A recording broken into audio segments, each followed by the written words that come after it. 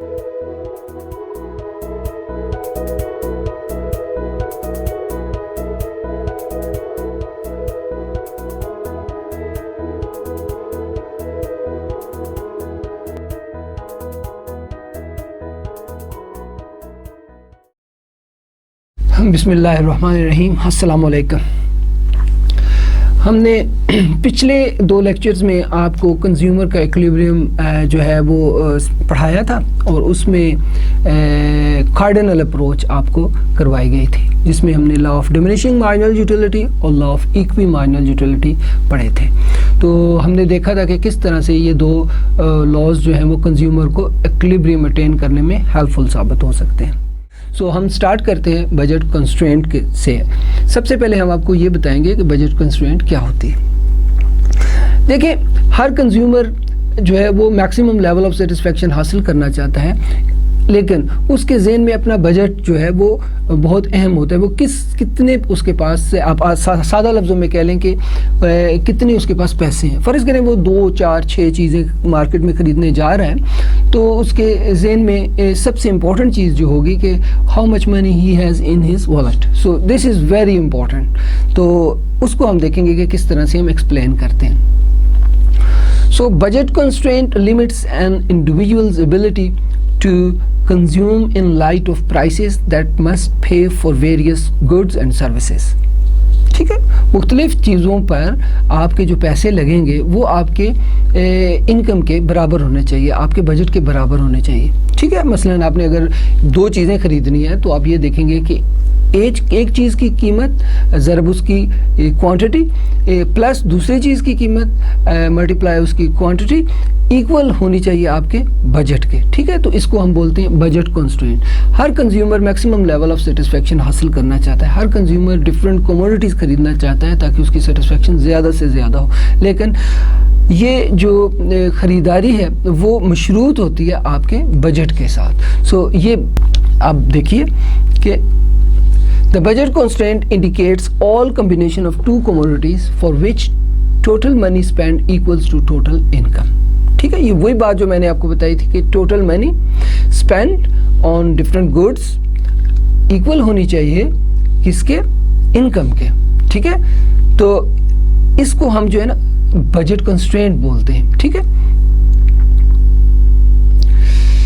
Now हम assume करते हैं F equals the amount of food purchased, C is the amount of clothing, PF is price of food, PC is price of clothing, then PF into F is the amount of money spent on food and PC into C is the amount of money spent on clothing।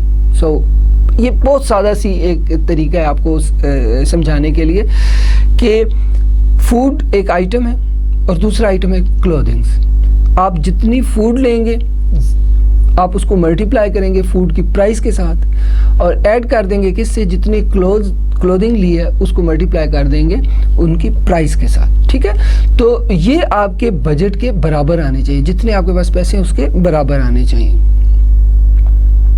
Now look at this is how we can explain it with the help of an equation।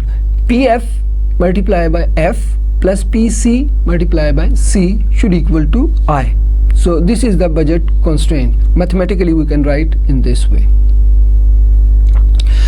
It summarizes the combination of bundles that consumer is able to buy।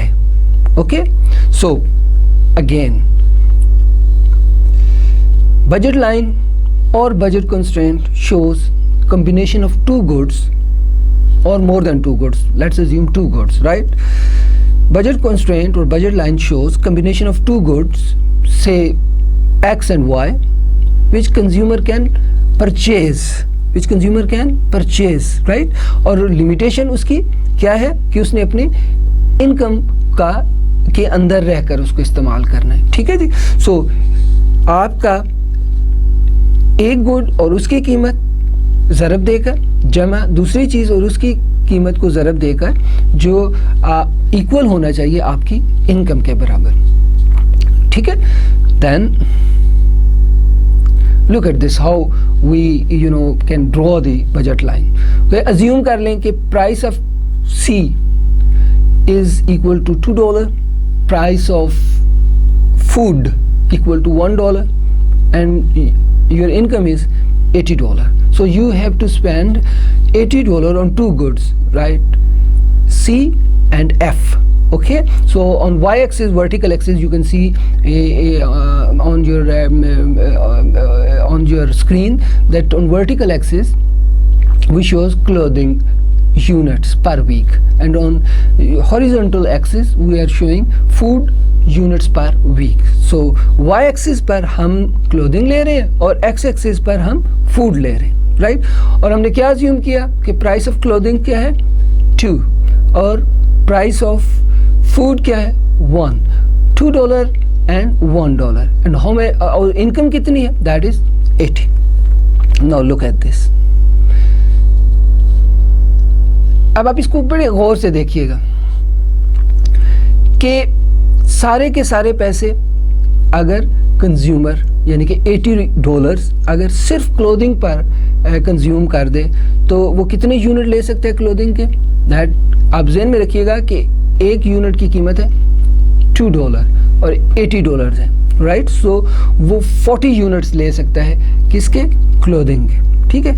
या वो दूसरा combination क्या बन सकता है, ठीक है, तीसरा, चौथा और पांचवा, ठीक है? ये डिफरेंट कम्बिनेशंस हैं, आप देखिएगा। और जो लास्ट कम्बिनेशन है वो ये कि वो सारे के सारे पैसे कंज्यूम कर दे फूड के ऊपर। सो $80 है उनके पास और वो कंज्यूम उन्होंने किए किस पर, सिर्फ फूड पर, तो 80 यूनिट्स वो ले सकते हैं, ठीक है जी? तो अगर हम इन सारे पॉइंट्स को, जो डिफरेंट कम्बिनेशंस हैं जो ये हमें बता रहे हैं कि कंज्यूमर 80 रुपीज़ किस तरह से डिवाइड कर सकता है दोनों कमोडिटीज़ को ख़रीदने पर, उनको ज्वाइन कर दिया जाए, उनको मिला दिया जाए, तो हमारे पास जो लाइन आएगी उस लाइन को हम बोलते हैं budget line. Okay, look at this, budget line is F + 2C = 80। Remember, आपको याद होगा ना कि स्टैंडर्ड फॉर्म थी quantity of food into price of food plus quantity of clothing into price of clothing equal to I। Remember, so आप देखें कि food की प्राइस है 1, सो PF जो है वो 1 है, तो उसकी जगह पे हमने इक्वेशन, स्टैंडर्ड इक्वेशन में सब्स्टिट्यूट किया PF की जगह पे 1, तो सिर्फ सिंपली F रह गया, प्लस PC की जगह पे हमने 2 सब्स्टिट्यूट किया, तो ये 2C आ गया, should equal to I, that is 80, right? So इसमें आप जो है वो सब्स्टिट्यूट करते जाएं क्लोथिंग्स, तो आपके पास जो है वो खुद ब खुद से आपको फूड का अंदाज़ा होता चला जाएगा, ठीक है? सो look at this, as consumption moves along a budget line from the intercept, the consumer spend less on one item and more on other item, right? So जैसे जैसे हम y इंटरसेप्ट पर हैं तो इसका मतलब सारे के सारे पैसे किस पे खर्च कर रहे हैं, क्लोथिंग पर। अगर हम जैसे जैसे हम उस पॉइंट से आगे चलते जाएंगे तो कुछ पैसे जो हैं वो दूसरी कमोडिटी यानी कि फूड पे भी वो कंज्यूम करता चला जाएगा, ठीक है? तो अगर हम एक्स एक्सिस के इंटरसेप्ट पर जाएं, इसका मतलब सारे के सारे पैसे उन्होंने फूड पर कंज्यूम किए हैं, ठीक है? Now, the vertical intercept, that is I divided by PC, illustrates the maximum amount of C that can be purchased with income I. So maximum amount of C is 40 with income 80, right? So अगर income 80 है आपकी तो हम ज़्यादा से ज़्यादा C कितना ले सकते हैं, 40। भला क्यों? इसलिए कि 2 is the price per unit of clothing, okay? So $2 is the price, right? So 80 is the income, so we can buy 40, okay? तो देखिए, that is the point A. Now point G, the horizontal intercept, that is I over PF, illustrate the maximum amount of food that can be purchased with income I. Okay, so maximum amount of food purchased, that is 80, with I, that is 80 again. Why? Because the price of food is $1, okay? So $80 की हम 80 units food के ले सकते हैं, ठीक है?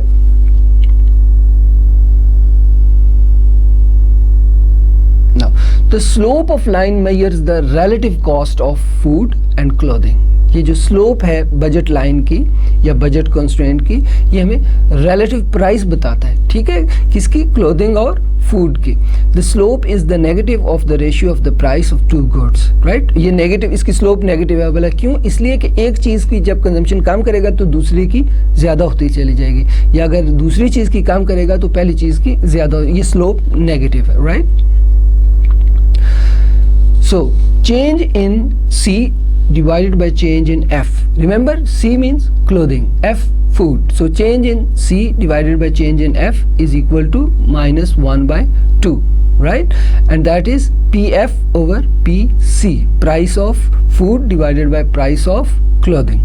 Okay, so this is the slope of the curve. Okay, now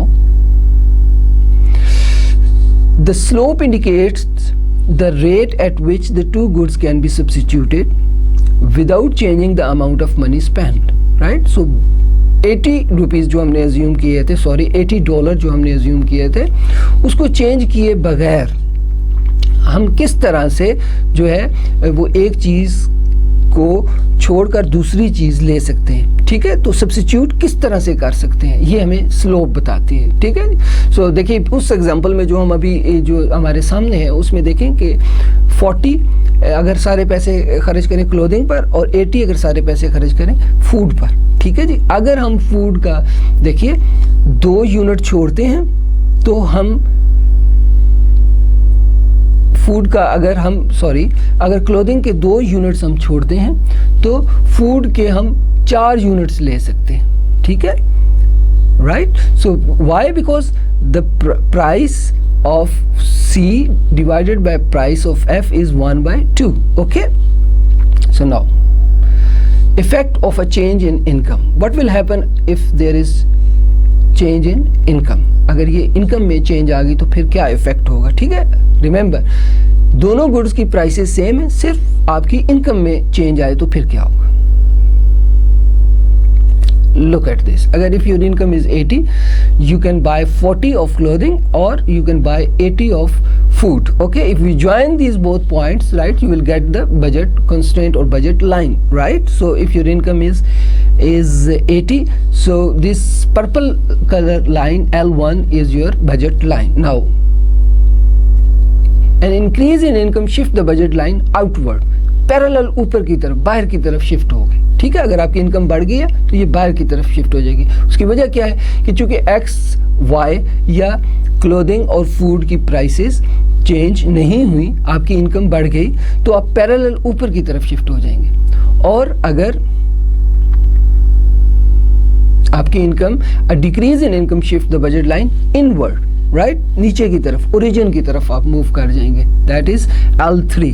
so purple colour line shows that your income is 80, that is L1. L2 shows your income increased and it become 160, right? So ये parallel ऊपर shift हो गई, ठीक है। तो अगर आपकी income 160 हो गई तो अब आप क्लोथिंग के जो है 80 यूनिट्स खरीद सकते हैं और फूड के 160 यूनिट खरीद सकते हैं, ठीक है। इन दोनों लाइंस को ज्वाइन करें तो आपको बजट लाइन मिलेगी, ठीक है। और ये पैरेलल अपवर्ड शिफ्ट हुई। ये पैरेलल अपवर्ड क्यों शिफ्ट होती है, क्योंकि कंज्यूमर की इनकम बढ़ गई। और अगर कंज्यूमर की इनकम कम हो जाए तो ये पैरेलल डाउनवर्ड शिफ्ट हो जाएगी। जैसे कि आपको डायग्राम में नज़र आ रहा है कि अगर कंज्यूमर की इनकम 80 से 40 हो गई है तो अब वो 20 यूनिट क्लोथिंग के खरीद सकते हैं अगर वो सारे पैसे स्पेंड करे क्लोथिंग पर, और वो 40 यूनिट्स जो हैं वो फूड के खरीद सकते हैं अगर वो सारे पैसे खर्च करें फूड पर। तो आपने इसको देखा।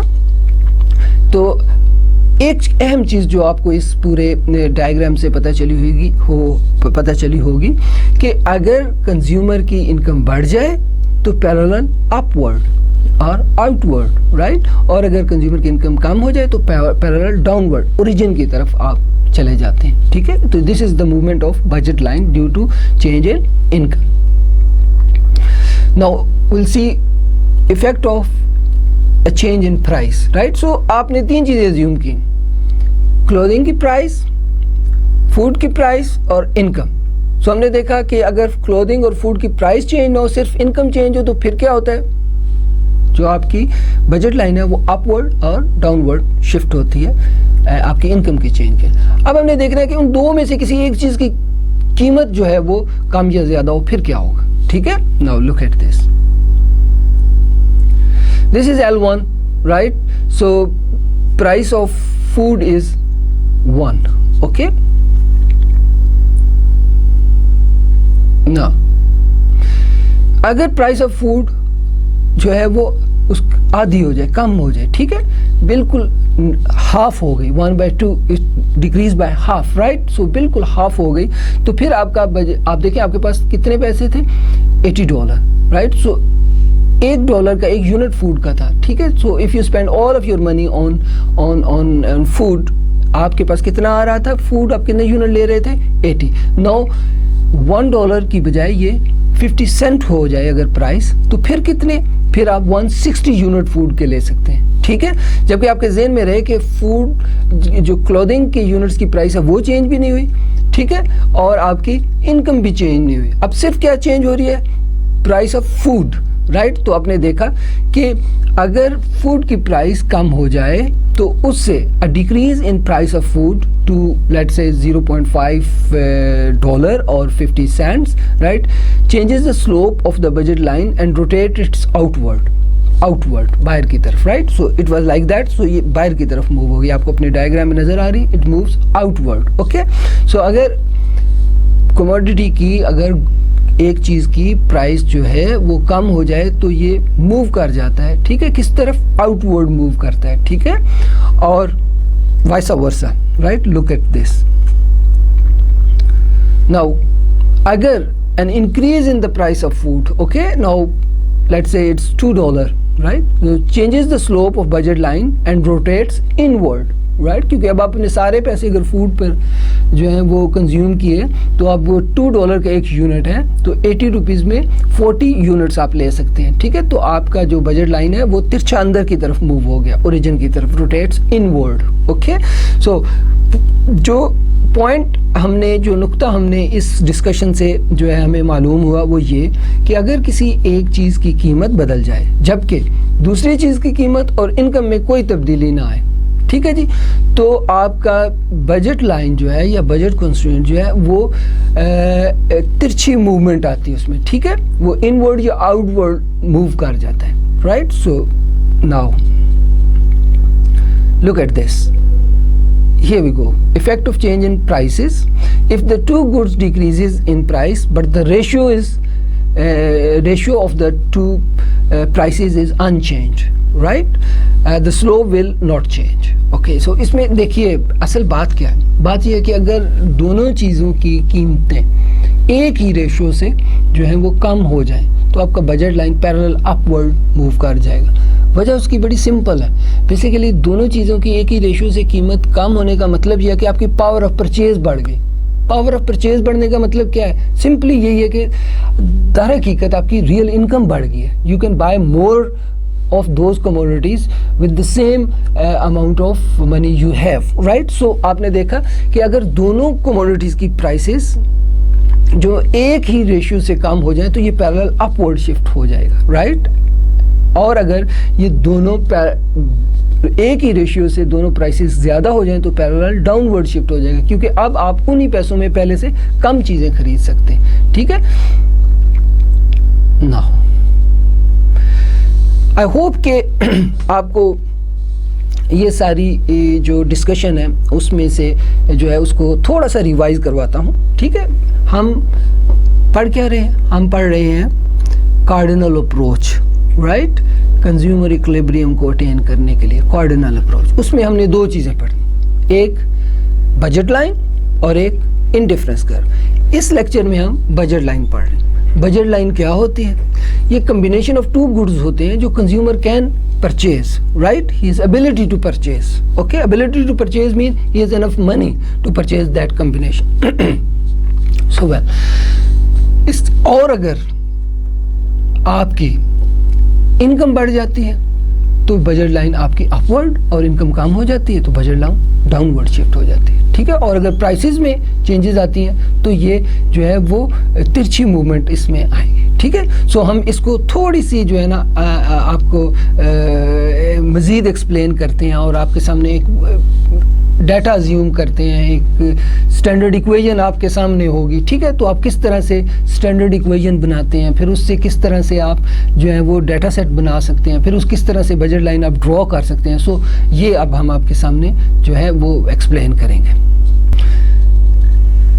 आपको मैंने बताया है और पिछली स्लाइड में ये बात बताई कि अगर दो कमोडिटीज़ कंज्यूमर खरीद रहा है, ठीक है जी, combination of two commodities which a consumer can purchase, right. So standard form could be like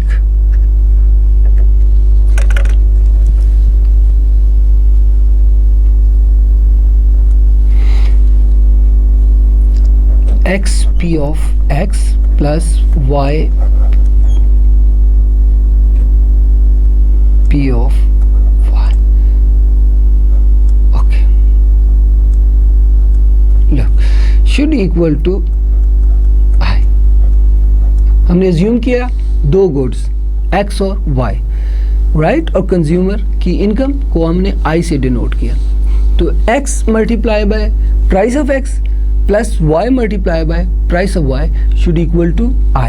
Okay, so now solve this equation for y. Y py is equal to I minus x p of x. Okay, now y is equal to I minus x p of x divided by p of y. It will become y is equal to I divided by p of y minus p of x divided by p of y into x. Okay, so this is px over py is the slope of your budget line. Okay, so ये वो ratio है, ठीक है, जो आपको ये बताती है कि आपकी x और y की प्राइसेस की रेशियो, और ये रेशियो जो बेसिकली आपकी स्लोप होती है उस कर्व की, राइट। सो ये आपके पास एक स्टैंडर्ड जो है वो इक्वेशन बनती है, ठीक है। आप यहाँ पर एक कॉलम बनाएं कॉम्बिनेशंस का, ओके, दूसरा कॉलम बनाएं आप x का, तीसरा कॉलम आप बनाएं y का, okay. Now first of all what will do is that will assume let I is equal to 10, income है आपकी 10, okay, P of X is equal to let's say 2 and P of Y is equal to 1.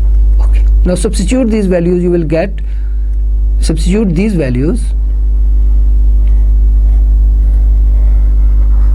in this equation, okay, you will get y is equal to 10 over 1 minus 2 over 1 into x. That would become, write it right here, okay, ये वाली आप information जो है यहाँ पे लिखें, तो ये बन जाएगा 10 minus 2x.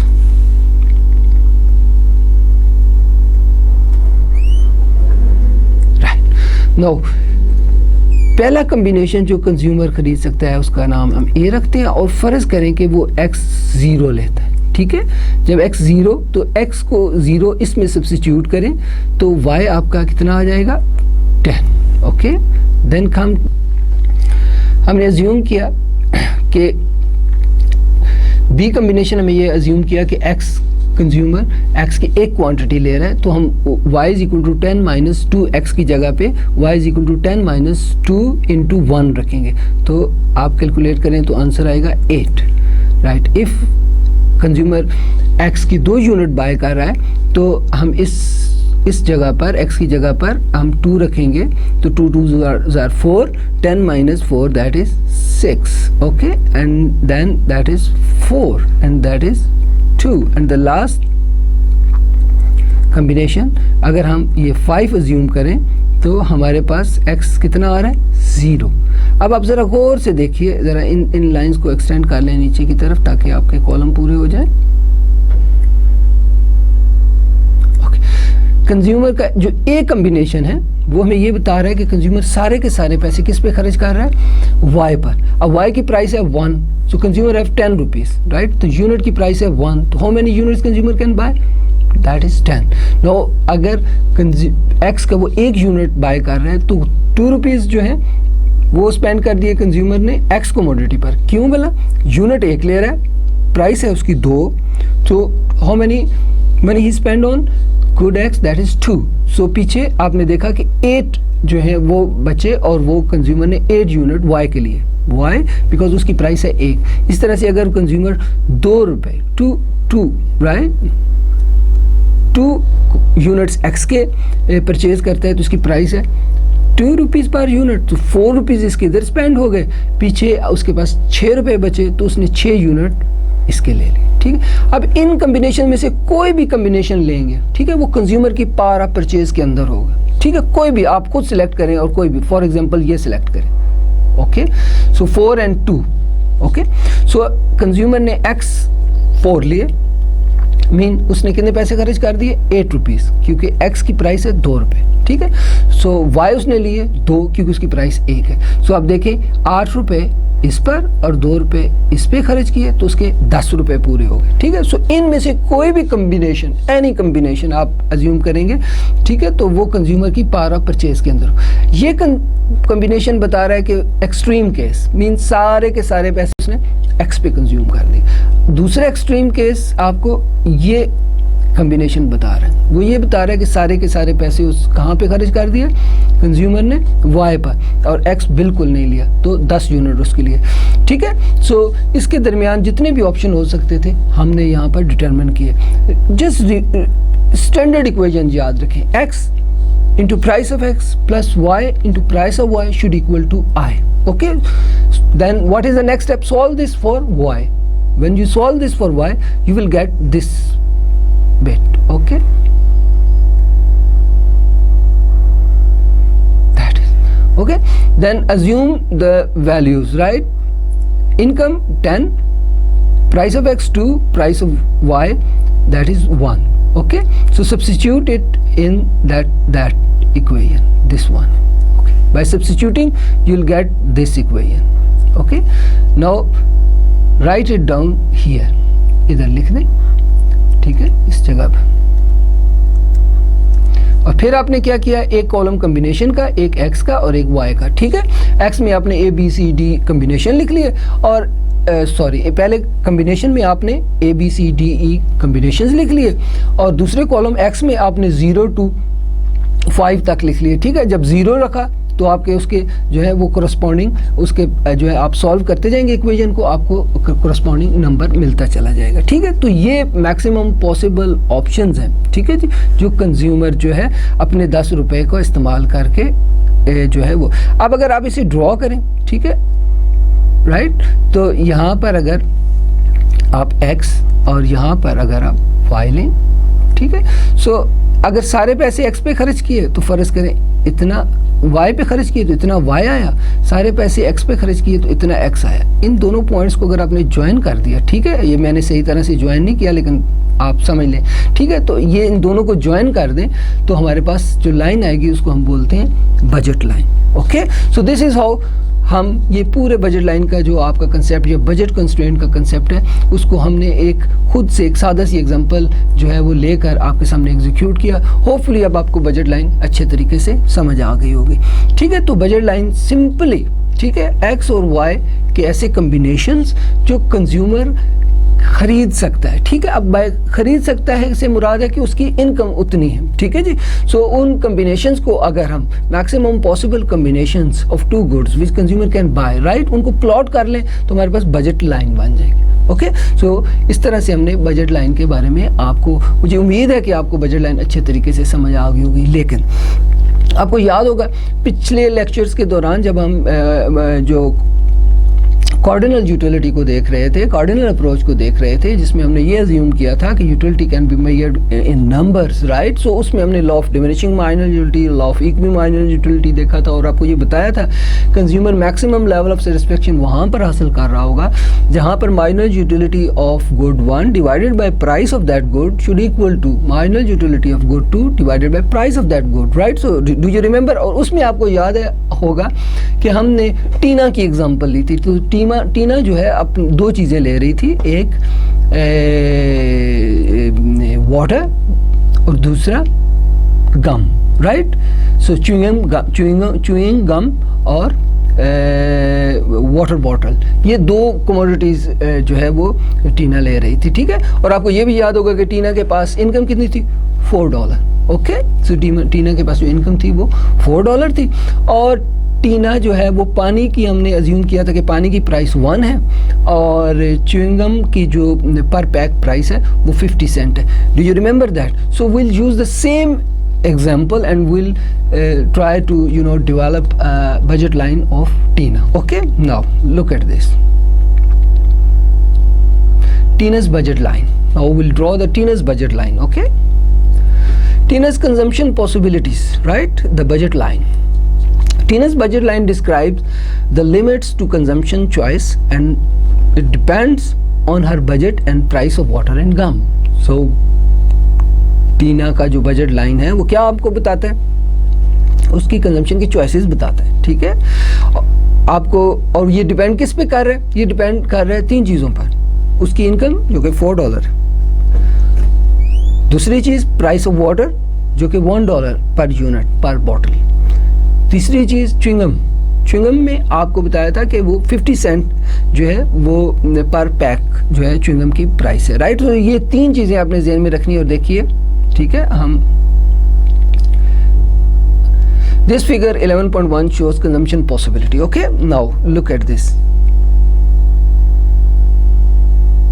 ये ग्राफ जो है ये टीना का बजट लाइन बनाएगा। देखिए, आप गौर से देखिए, ये बिल्कुल एग्जैक्टली वही जो डाटा है जो हमने पिछले लेक्चर में आपके लिए इस्तेमाल किया था। देखिए, पहले कॉलम में पॉसिबिलिटीज़ हैं, ठीक है जी, और उसमें वो डिफरेंट कम्बिनेशंस लिखे हुए हैं, ठीक है। वाटर का दूसरा कॉलम है और च्युइंगम का तीसरा कॉलम है, ठीक है। सो रिमेंबर, टीना का पहला कम्बिनेशन ये हो सकता है कि वो पानी पर बिल्कुल कुछ खर्च ना करे, ठीक है। और च्युइंगम के वो कितने फिर पैकेट ले सकती है, अगर 50 सेंट का एक पैकेट है तो $1 के 2 हो गए, तो $4 के 8। ओके, सो 8 पैकेट वो च्युइंगम के ले सकती है। दूसरा उसकी पॉसिबिलिटी क्या हो सकती है, वो ये हो सकती है कि वो एक पानी की बोतल ले ले, ठीक है। अब जब एक पानी की बोतल लेगी तो $1 तो पानी पे लग गया, अब उसके पास कितने बचे, $3। तो $3 की मदद से वो कितने च्युइंगम के पैकेट ले सकती है, दैट इज 6। ओके, सो जो कम्बिनेशन बी है वो 1 और 6 का। थर्ड कम्बिनेशन क्या हो सकता है, थर्ड कम्बिनेशन इज दैट कि टीना ने 2 पानी की बोतलें ले ली। एक पानी की बोतल के ऊपर उसके जो है $1 लगता है, तो 2 पानी की बोतलों पे $2 लग गए, ठीक है। उसके पास अब कितने डॉलर बचे, $2। इट मीन्स वो कितने च्युइंगम के पैकेट ले सकती है, दैट इज 4। सो जो थर्ड ऑप्शन है या थर्ड पॉसिबिलिटी है या थर्ड कम्बिनेशन जो अपने $4 में वो ले सकती है वो है 2 और 4। ओके, इसी तरह से डी में आप देखें कि वो 3 पानी की बोतलें ले रही है। इसका मतलब है कि $3 तो उसने स्पेंड कर दिए पानी के ऊपर, अब रह गया $1 की वो 2 पैकेट्स च्युइंगम के ले सकती है। सो 3 और 2 का एक कम्बिनेशन हो गया, दैट इज डी कम्बिनेशन और D possibility. And E possibility is 4, mean वो अपने सारे पैसे, ठीक है, पानी पे लगा देती है। वो 4 पानी की बोतलें ले लेती है, अब उसके $4 पानी पर लग गए। अब she left nothing for, she don't have any, sorry, तो उसके पास अब बिल्कुल भी पैसे नहीं बचे जो है वो च्युइंगम लेने के लिए। तो आपने देखा कि ये टीना के आपको 5 पॉसिबिलिटीज़ मैंने बताई किस तरह से वो 2 चीज़ों के ऊपर अपने जो है वो $4 को खर्च कर सकती है। तो एक्सट्रीम केसेस 2 हुए, वो एक कम्बिनेशन है जिसमें वो सारे के सारे पैसे किस पर खर्च कर रही है, च्युइंगम पर। It mean she is buying 8 packets of chewing gum. Why? Because the price is 50 cent and she have $4, right? So she can buy 8 packets of chewing gum. Now the second extreme is that is E possibility or E combination, that is कि वो 4 के $4 पानी पे लगा दे और 4 बोतलें पानी की खरीद ले। अब उसके पास जो है वो च्युइंगम पर खर्च करने के लिए बिल्कुल पैसे नहीं बचे। तो ये दो एक्सट्रीम्स बताई हैं, ठीक है जी। सो अब आप इन सारे ए कम्बिनेशन को देखें, ए पॉइंट आप देखें, आप अपने जो डायग्राम आपके सामने बनी हुई है उसमें ए पॉइंट जो है वो 0 and 8 का कम्बिनेशन है, ठीक है, और फिर 1 and 6 एंड फिर 2 and 4 एंड फिर 3 and 2 एंड फिर 0 and 4। सो इन सारे कम्बिनेशन को हमने ज्वाइन कर दें, जोड़ दें, तो हमारे पास क्या आ जाएगा, budget line. Okay, so now the budget line separates combination that are affordable from combination that are unaffordable, right? so दो किस्म के combination को वो जो है वो separate कर देती है बजट लाइन। वो combination जो आप afford कर सकते हैं, ठीक है, यानी कि $4 में आप ले सकते हैं, ठीक है, और वो combination जो आप नहीं ले सकते। आप देखें कि बजट लाइन के ऊपर उससे बाएं तरफ जितने भी combination बनते हैं वो affordable हैं टीना के लिए, ठीक है, और जो बजट लाइन के राइट हैंड साइड पे बनता है, ठीक है, वो अनअफोर्डेबल है, ठीक है। आपको जो है वो अपनी स्क्रीन पर नज़र भी आ रहा होगा कि हमने अफोर्डेबल और नॉन अफोर्डेबल आइटम्स को सेपरेट किया, किसके ज़रिए से, बजट लाइन के। So budget line can help us to separate the affordable and unaffordable combinations, right. So this is how we can do it. Now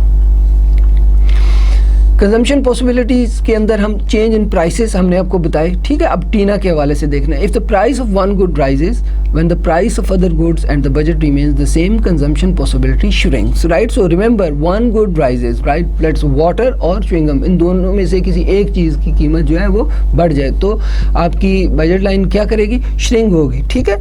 आपको एक लफ्ज़ मैंने बताया, तिरछी मूवमेंट होगी, okay.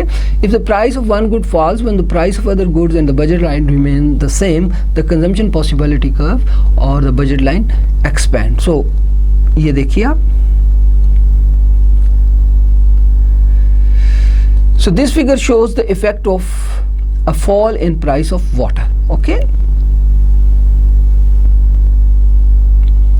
on initial budget line the price of water was $1 a bottle and gum was 50 cents a pack, right।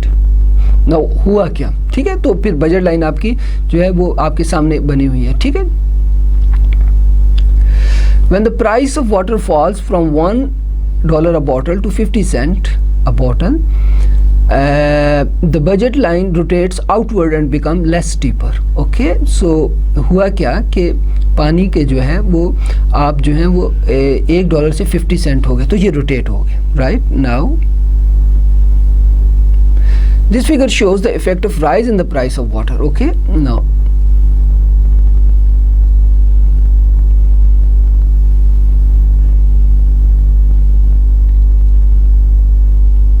ठीक है, ये इनिशियल बजट लाइन है। इनिशियल बजट लाइन मीन पानी की बोतल की कीमत जो है वो 50 सेंट, सॉरी, च्युइंगम की जो प्राइस है वो 50 सेंट और पानी की बोतल की कीमत $1। सो इनिशियल बजट लाइन आपकी इस तरह से बनी। आपको रिमाइंड करा दूं कि सारे पैसे अगर वो च्युइंगम पे लगाए तो आप वर्टिकल एक्सिस, वाई एक्सिस पे देखें तो 8 पैक्स वो ले रही है, ठीक है, दैट इज़ ए कम्बिनेशन। और C combination the second extreme, that सारे के सारे पैसे वो पानी पे लगा रही है, ठीक है जी। तो 50 सेंट का अगर जो है सॉरी $1 का अगर एक पानी की बोतल है तो वो 4 बोतलें पानी की ले रही है, ठीक है। तो अब देखिए आप, हियर वी गो। अब प्राइसेस क्या हुई, पानी की प्राइसेस जो हैं वो पहले से ज़्यादा हो गई, ठीक है जी, पहले से ज़्यादा हो गई। पहले $1 अ बोतल था, अब $2 अ बोतल हो गई, ठीक है। सो अब देखें दूसरी लाइन जो है उस पर आप ज़रा देखिए, उसमें आप देखिए कि जब सारे के सारे पैसे टीना पानी पर खर्च करे तो अब वो कितनी बोतलें ले सकती है पानी की, 2, ठीक है। सो अगर हम जो है, और च्युइंगम की प्राइस में कोई चेंज नहीं है, लिहाजा वो 8 ही ले सकती है, ठीक है। अगर हम देखें $2 की एक बोतल है तो 4 के $4 अगर पानी पे लगाएं तो how many bottles you can buy, that is 2, right. So you can see in your diagram, right, the new point C, okay। so we'll by joining A and C we'll get the new budget line, right, new budget line after increase in price of water, okay. So ये आपने देखा rotate हुई किस तरफ, origin की तरफ rotate हो गई, ठीक है। सो ये किस वजह से हुई, प्राइस ऑफ वाटर के ज़्यादा हो जाने से, ठीक है। नाउ देखिए, you have seen that when the price of one good changes and the price of other good remain the same, the slope of budget line changes. Okay, figure 11.2 में when the price of water falls the budget line become less steeper. Okay, in figure 11.3 when the prices of water rises the budget line become steeper. Okay, recall the slope, that is rise over run, right? So this is how we can do it. Let's calculate the slope of initial budget line. ठीक है, initial budget line की slope हम calculate करते हैं. When the price of water is $1 a bottle, the slope of the budget line is 1 pack of gum divided by 4 bottles of water. Okay, which equals 2 pack of gum for per bottle.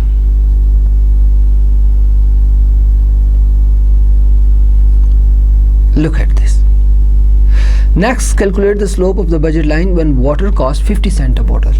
Now remember, 50 cents mean अब वो टीना जो है वो कितनी बोतलें ले सकती है?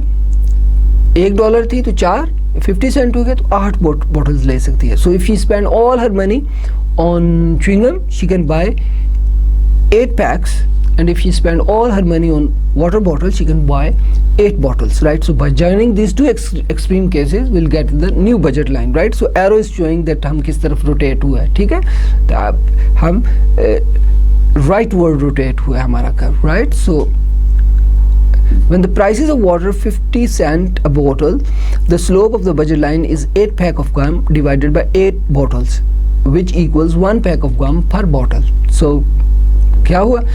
एक पैकेट गम का और एक बोतल, ठीक है, इनकी आप देखा कि ये इनकी वैल्यू बराबर है, राइट? आप 50 सेंट खर्च करें तो एक बोतल मिल जाती है, 50 सेंट खर्च करें तो एक च्युइंग गम का पैकेट मिल जाता है. अगर पिछले एग्जांपल में आपके ज़हन में है, ठीक है, 8 and 4, राइट? सो क्या रेशियो थी? 8 and 4 की, राइट? इसमें 8 and 4 रेशियो में 2 and 1, राइट? क्या था कि 2 च्युइंगम के पैकेट बराबर थे एक वाटर बॉटल के, right? In this case 1 bottle and 1 chewing gum packet, right, दोनों 50 सेंट्स के, ठीक है? तो इस तरह से हम देखें. Finally calculate the slope of the budget line when water cost $2 a bottle, right? So that is, अब देखें कि आपकी बजट लाइन अंदर की तरफ मूव हो गई क्योंकि $2 का, इट मीन कि अगर टीना एक्सट्रीम केस में सारे के सारे पैसे पानी पे खर्च कर दे तो उसको कितनी वाटर बॉटल मिली? That is 2. ओके, क्यों? क्योंकि अब वाटर बॉटल की प्राइस है $2. Okay, so now by joining these extreme cases we can get budget line, right? So वो जो है वो ओरिजिन की तरफ जो है रोटेट हुई, ठीक है?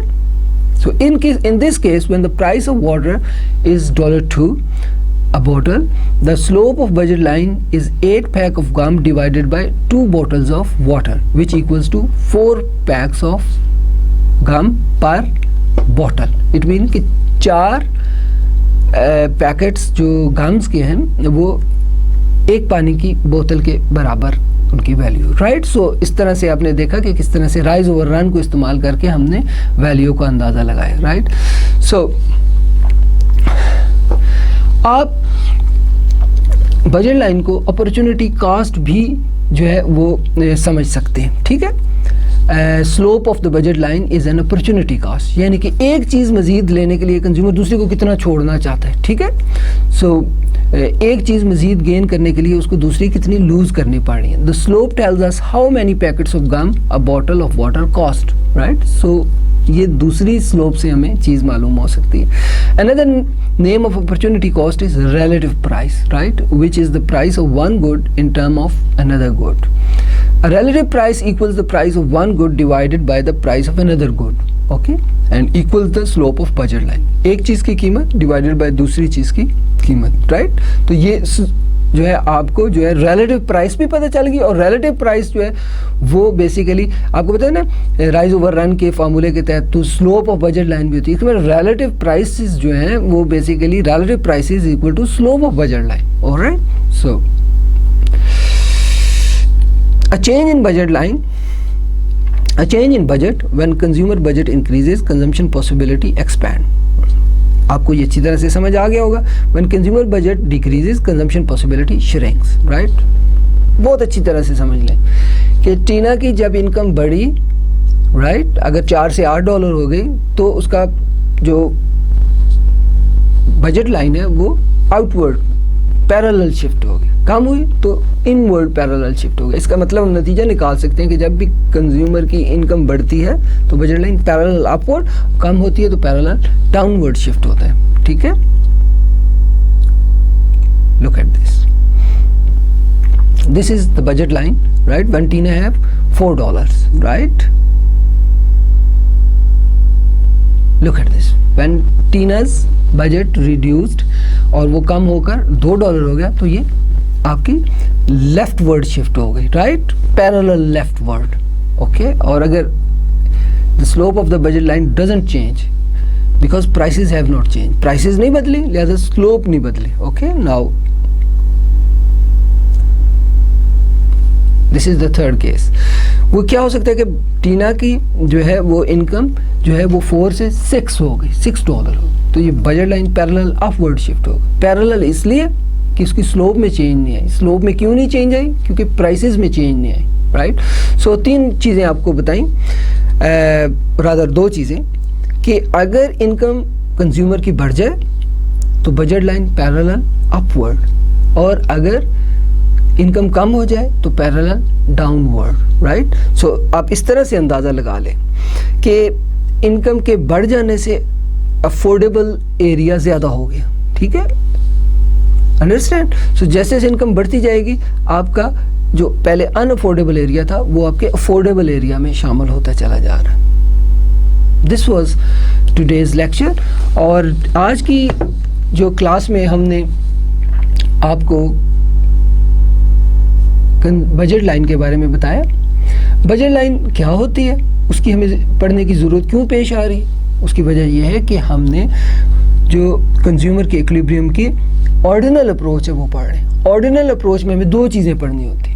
एक चीज़ हमें बजट लाइन जो कंज्यूमर की पावर ऑफ परचेज के बारे में बताती है. दूसरी चीज़ इंडिफरेंस कर्व जो कि कंज्यूमर के लेवल ऑफ सेटिस्फेक्शन के बारे में बताती है. तो आज हमने कंज्यूमर के पावर ऑफ परचेज के बारे में पढ़ा.